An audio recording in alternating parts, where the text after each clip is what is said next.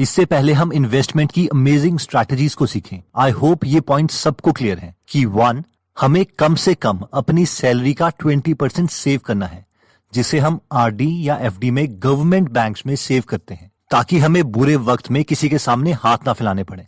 Next, अगर हम एक नॉर्मल लाइफ से ज्यादा पैसे कमाना चाहते हैं तो उसका एक ही सोल्यूशन है कि हमें पैसों से काम करवाना पड़ेगा, यानी पैसों को कहीं इन्वेस्ट करना पड़ेगा। अब चाहे वो रियल एस्टेट हो, एक प्रॉपर बिजनेस हो या शेयर मार्केट हो। शेयर मार्केट में स्टार्ट करने के लिए हमें बहुत ही कम पैसों की जरूरत है और इसीलिए इस वीडियो में हम शेयर मार्केट की इन्वेस्टमेंट स्ट्रैटेजीज को सीखेंगे।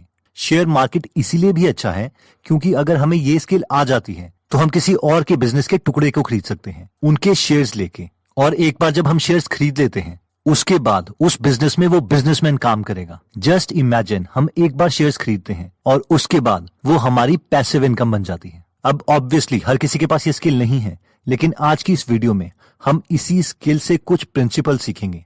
तो आइए स्टार्ट करते हैं। वॉरेन बफेट, जो कि दुनिया के सबसे अमीर इन्वेस्टर हैं, उन्होंने कहा था कि जिसे फाइनेंशियल स्टेटमेंट्स पढ़ने नहीं आती उसे इंडिविजुअल स्टॉक्स नहीं खरीदने चाहिए। और ये एकदम सही है, और इसीलिए इस वीडियो में हम फाइनेंशियल स्टेटमेंट्स को पढ़ना सीखेंगे, और वो भी बहुत इंटरेस्टिंग वे में। देखिए, फाइनेंशियल स्टेटमेंट्स हमें तब समझ आएगी जब हम कंपनी के प्रोसेस को समझते हैं। तो आइए हम पहले कॉन्सेप्ट से स्टार्ट करते हैं, जो कि है bonds are safer than stocks. इस कॉन्सेप्ट को समझने के लिए हम आपके लिए कंपनी खोलते हैं, जिसका नाम हम रखेंगे कंपनी ए, जिसको आपने 7 लाख शेयर्स में तोड़ा है और हर शेयर की कीमत ₹1 रखी है। ये कंपनी आपने इसीलिए खोली है ताकि आप टी शर्ट्स के बेच सकें।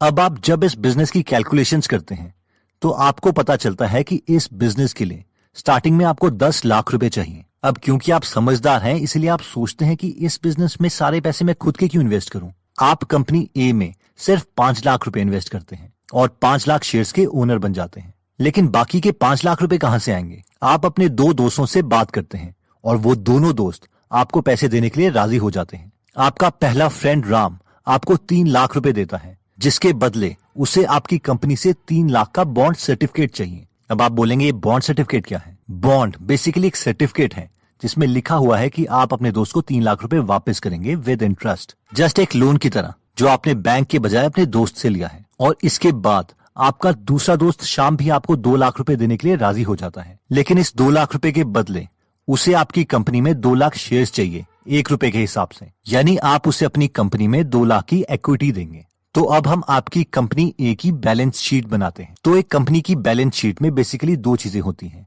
एसेट्स और लायबिलिटीज। अब इसमें एसेट्स और लायबिलिटीज की डेफिनेशन रिच डैड और पुअर डैड की बुक से थोड़ी डिफरेंट है। एसेट्स वो चीजें हैं जो कंपनी ओन करती है, जैसे कि कोई कैश, प्रॉपर्टी, कोई मैकेनिकल टूल जो कंपनी को चलाने के लिए चाहिए, एक्सेट्रा।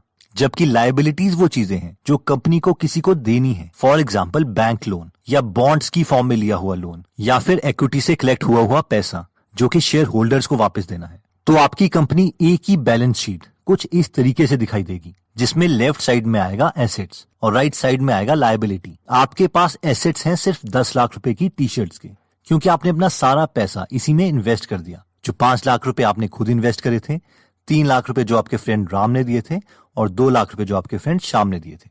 अब राइट साइड की लायबिलिटी में इसमें है 3 लाख रुपए के बॉन्ड्स जो आपको आपके फ्रेंड राम ने दिए थे। सेकंड लायबिलिटी है 2 लाख इक्विटी की, जिसमें 2 लाख शेयर्स हैं जो कि श्याम के हैं।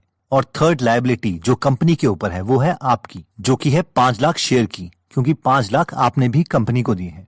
अब आपको लगेगा कि ये लायबिलिटी में मेरे शेयर्स की इक्विटी कैसे आ गई, मैं तो कंपनी का ओनर हूं। लेकिन लीगली लॉ की नजरों में कंपनी और आप अलग अलग हैं, और कंपनी के ऊपर आपको पैसे देने की लायबिलिटी है, क्योंकि कंपनी ने आपको 5 लाख रुपए देने हैं। 10 लाख रुपए के एसेट्स हैं और 10 लाख की लायबिलिटी है। अब सवाल आता है कि अगर आपका ये बिजनेस चला ही नहीं और वो फेल हो जाता है तो? अब क्योंकि आपके पास 10 लाख की टी शर्ट्स हैं तो आप मार्केट में जाते हैं उसे बेचने के लिए, लेकिन दुकानदार आपको सिर्फ 3 लाख रुपए देता है, क्योंकि उसकी नजरों में आपके 10 लाख की टी शर्ट्स की कीमत सिर्फ 3 लाख रुपए है। I am sorry for the loss, अब आपके लॉस के लिए सॉरी, बट मेन पॉइंट ये है कि ये जो 3 लाख रुपए आपके 10 लाख की टी शर्ट को बेच के मिले हैं वो किसको जाएंगे? आपको, आपके फ्रेंड राम को जिसने आपको 3 लाख रुपए दिए थे बॉन्ड्स के लिए, या आपके फ्रेंड श्याम को जिसने आपको 2 लाख रुपए दिए थे स्टॉक्स के लिए। अब आप सोचेंगे कंपनी तो मेरी है, कम से कम ये 3 लाख रुपए मैं तो रखूं, लेकिन ऐसा नहीं होगा। ये 3 लाख रुपए आपके फ्रेंड राम को जाएंगे। जिसके पास कंपनी के बॉन्ड्स हैं, यानी जब भी कंपनी बैंकरप्ट होती है तो उसके एसेट्स को बेच के सबसे पहले बॉन्ड्स ओनर को पैसा दिया जाता है, यानी bonds are safer than stocks. Next concept आता है लिक्विडिटी ऑफ एसेट्स। अब हम मान के चलेंगे कि आप एक बिजनेस ओनर नहीं हो बल्कि एक इन्वेस्टर हो, यानी कंपनी ए आपकी कंपनी नहीं है, लेकिन मार्केट में ये नई नई कंपनी आई है जिसके पास 10 लाख के एसेट्स हैं। वहीं पर एक और कंपनी आपको दिखती है, कंपनी बी, जिसके पास सिर्फ 8 लाख के एसेट्स हैं, और आपको एज एन इन्वेस्टर इन दोनों कंपनी में से एक में इन्वेस्ट करना है। तो आप अपने पैसे किस में इन्वेस्ट करोगे, कंपनी ए में या कंपनी बी में? हम में से कई लोग सोचेंगे कि कंपनी ए में 10 लाख के एसेट्स हैं, लेकिन कंपनी बी में कम एसेट्स हैं, तो कंपनी ए एक ज्यादा राइट चॉइस है। लेकिन इस केस में ये गलत है। अब आप पूछेंगे क्यों? क्योंकि अगर हम कंपनी बी की बैलेंस शीट को ध्यान से देखें तो इसमें जो 8 लाख के एसेट्स हैं वो गोल्ड है, यानी सोना है, जिसका मतलब है कि कंपनी बी के पास जो एसेट्स हैं उनकी लिक्विडिटी ज्यादा है एज कम्पेयर टू कंपनी ए। यानी अगर कल को कंपनी बी बैंकरप्ट होती है तो इसके एसेट्स बहुत जल्दी बिक जाएंगे। और अगर आपने इस कंपनी के बॉन्ड्स में इन्वेस्ट किया है तो आपके पैसे और रिटर्न काफी सेफ है, यानी ऐसी कंपनीज को प्रेफर करें जिसके एसेट्स की लिक्विडिटी ज्यादा हो। नेक्स्ट कॉन्सेप्ट कहता है कि buy stocks if market value is less than intrinsic value. ये कॉन्सेप्ट कुछ इस तरीके से है कि अगर आपको 30 लाख रुपए में कोई घर मिल रहा है तो आप उसे उसी वक्त खरीद लो, अगर आपको पता है कि उस घर के अंदर एक सेफ है और उस सेफ के अंदर 30 लाख रुपए हैं और वो सेफ आपको घर के साथ जरूर मिलेगा। अब आप बोलोगे सर कंपनीज के साथ ऐसा थोड़ी ना होता है, तो इसे हम एक और एग्जांपल लेके समझ लेते हैं। मान लीजिए एक और कंपनी है, कंपनी सी, जिसमें 10 लाख के गोल्ड एसेट्स हैं और इस कंपनी ने कोई लोन नहीं लिया, ना ही बैंक से ना ही बॉन्ड्स की फॉर्म में पब्लिक से, और इसके सारे 10 लाख रुपए 10 लाख शेयर्स 1 रुपए के हिसाब से बिक चुके हैं। अब अगर हम इस कंपनी की बुक वैल्यू की बात करें, यानी जो अकाउंटेंट्स ने बैलेंस शीट में लिखी है, वो 10 लाख रुपए, जो कि इस केस में इंट्रिंसिक वैल्यू भी है, यानी इस पूरे बिजनेस की कीमत कम से कम 10 लाख रुपए है। आई होप आप सब मुझसे इस बात में अग्री करेंगे, क्योंकि ये एसेट्स गोल्ड हैं, तो हमें इस कंपनी की वैल्यू को इवेल्युएट करने में कोई डिफिकल्टी नहीं होनी चाहिए। अब इस कंपनी की मार्केट वैल्यू चेंज होती रहेगी। कभी आप न्यूज चैनल में देखेंगे कि कंपनी का एक शेयर 2 रुपए का बिक रहा है, कभी 2.5 रुपए का बिक रहा है, और इन दोनों केस में हमें इस कंपनी के शेयर्स नहीं खरीदने हैं, क्योंकि अगर शेयर 2 रुपए का है तो इस कंपनी की उस समय मार्केट वैल्यू 2 रुपए इंटू 10 लाख शेयर यानी 20 लाख रुपए है। और अगर मार्केट में एक शेयर 3 रुपए का बिक रहा है तो इस कंपनी की वैल्यू 3 रुपए into 10 lakh share equal to 30 lakh रुपए है। लेकिन जिस वक्त मार्केट में एक शेयर 90 पैसे का मिल रहा होगा, यानी 1 रुपए से कम का मिल रहा होगा, तो उस समय इस पूरी कंपनी की कीमत 90 पैसे इंटू 10 लाख शेयर यानी 9 लाख हो जाएगी।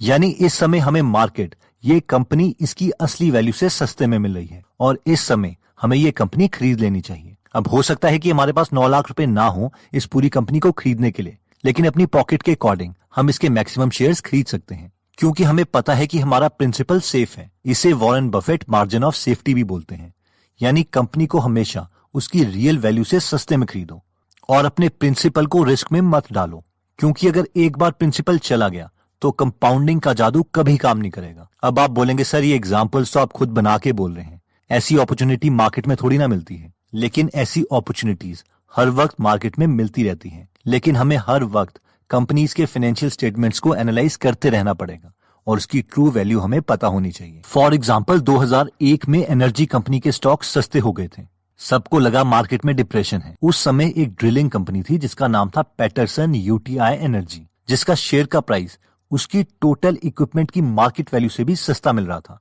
इस समय इस कंपनी के पास 350 इक्विपमेंट्स थे जिसकी मार्केट वैल्यू $2.8 बिलियन थी, जबकि शेयर प्राइस के अकॉर्डिंग अगर आपको इस कंपनी के सारे शेयर्स खरीदने पड़े तो वो $1 बिलियन के हिसाब से मिल रहे थे, यानी इसकी मार्केट वैल्यू इंट्रिंसिक वैल्यू से कम थी।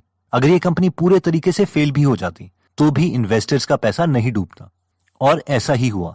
जिन लोगों को वैल्यू इन्वेस्टिंग की नॉलेज थी उन लोगों ने इस कंपनी के बहुत सारे शेयर्स खरीद लिए। अब हुआ ये कि कुछ टाइम के बाद ऑयल प्राइस बढ़ने लग गए और इस कंपनी के शेयर प्राइस भी बढ़ गए, तो इन्वेस्टर्स को डबल फायदा हो गया। नेक्स्ट कॉन्सेप्ट कहता है कि be aware of intangible assets. अब दोबारा से हम एक एग्जांपल लेते हैं। हमारे पास ऑप्शन था एक गोल्ड की कंपनी बी में इन्वेस्ट करने के लिए, जिसके पास 8 लाख के एसेट्स थे, वो भी गोल्ड में। लेकिन आपके पास एक और कंपनी है, कंपनी डी, ये भी गोल्ड की कंपनी है और इसमें एसेट्स हैं 12 लाख रुपए के। ये दोनों कंपनी में 8 लाख के शेयर्स हैं जो कि 1 रुपए के हिसाब से मिल रहे हैं। तो अब सवाल ये है कि आप कौन सी कंपनी में इन्वेस्ट करोगे, कंपनी बी या कंपनी डी। अगर आप इन कंपनीज की फाइनेंशियल स्टेटमेंट्स को नहीं देखते तो आपको लगेगा यार कंपनी डी ज्यादा ठीक है, क्योंकि इस कंपनी की मार्केट वैल्यू कम है और वैसे भी दोनों कंपनीज गोल्ड की हैं, यानी एसेट्स की लिक्विडिटी बराबर है। लेकिन ये इस केस में गलत होता, क्योंकि जब आप इस कंपनी की फाइनेंशियल स्टेटमेंट्स देखते हैं तो आपको उसमें दिखता है कि इस कंपनी में यानी कंपनी डी के पास एसेट्स में गोल्ड सिर्फ 4 लाख रुपए का है और बाकी 8 लाख रुपए के इंटेंजिबल एसेट्स हैं। अब आपको समझ नहीं आता कि ये इंटेंजिबल एसेट्स कौन से हैं, इसलिए आप कंपनी डी में कॉल करते हो तो वो आपको बताते हैं कि कंपनी डी ने जो रिसेंटली अमिताभ बच्चन के साथ ऐड की थी इस कंपनी को प्रमोट करने के लिए, तो उसमें 8 लाख रुपए लग गए थे और यही कंपनी का एसेट है जो कि उन्होंने अपनी फाइनेंशियल स्टेटमेंट में एसेट्स के कॉलम में लिखा है। अगर आप कंपनी डी को एनालाइज करो तो आपको भी पता है कि ये ऐड की वीडियो कोई रियल एसेट नहीं है और बैंक्रप्सी के केस में इसे बेचा नहीं जा सकता, इसलिए कंपनी डी की वैल्यू सिर्फ 4 लाख रुपए है। यानी एक शेयर की वैल्यू 4 लाख रुपए डिवाइडेड बाय 8 लाख रुपए 50 पैसे है। मार्केट में ये चाहे जितने का भी बिक रहा हो और जिस दिन इसके हर एक शेयर की कीमत 50 पैसे से कम हो जाएगी हम इस कंपनी के शेयर्स उसी वक्त खरीदेंगे। तो दोस्तों इस वीडियो में हमने देखा था कि हमें कंपनी के शेयर्स तभी खरीदने चाहिए जब हम उसकी फाइनेंशियल स्टेटमेंट्स पढ़ना जानते हो, वरना म्यूचुअल फंड्स या बाकी चीजों में ही इन्वेस्ट करें। वैसे फाइनेंशियल स्टेटमेंट में 3 स्टेटमेंट्स होती हैं, इनकम स्टेटमेंट, बैलेंस शीट और कैश फ्लो स्टेटमेंट। इस वीडियो में हमने बैलेंस शीट के बहुत ही बेसिक प्रिंसिपल्स को टच किया है। ये 4 कॉन्सेप्ट्स थे। 1, bonds are safer than the shares, यानी बैंक्रप्सी के केस में पहले पैसे बॉन्ड्स होल्डर को मिलेंगे। सेकंड कॉन्सेप्ट में हमने देखा था कि कंपनी के एसेट्स में ये देख लें कि उनकी लिक्विडिटी ज्यादा है, यानी बैंक्रप्सी के केस में ये ना हो कि कंपनी के एसेट्स कोई खरीदे ही ना। थर्ड हमने देखा था कि शेयर्स हमें तभी खरीदने चाहिए जब मार्केट में शेयर्स का प्राइस उसकी इंट्रिंसिक वैल्यू से कम है, जिसे वॉरेन बफेट वैल्यू इन्वेस्टिंग बोलते हैं। और फोर्थ पॉइंट हमने देखा था इंटेंजिबल एसेट्स का, यानी कई बार कंपनी अपनी ज्यादा वैल्यू दिखाने के लिए इंटेंजिबल एसेट्स को एसेट कॉलम में दिखा देती है, इसीलिए हमें फाइनेंशियल स्टेटमेंट को पूरा पढ़ना जरूरी है। अब नेक्स्ट सवाल आता है कि हम फाइनेंशियल स्टेटमेंट्स को पढ़ना कैसे सीखें, इसमें और अच्छे कैसे हों। तो इन माय जेन्युइन ओपिनियन